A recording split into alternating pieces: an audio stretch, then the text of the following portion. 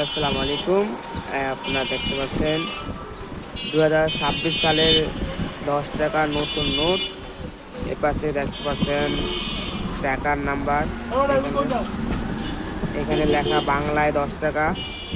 এখানে গভর্নরের নাম আহসান হাবিব মনসুর। এখানে বাংলায় বানান 10 টাকা লেখা, উপরে বাংলাদেশ ব্যাংক। আর এ পাশে আছে বাইতুল মোকাররমে জাতীয় মসজিদ, এখানে টাকার নাম্বার।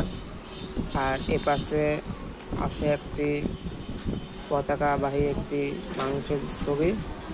আর এখানে একটি লেখা, যদি তুমি পাও তবে তুমি শেষ, যদি তুমি রুখে দাঁড়াও তবে তুমি বাংলাদেশ।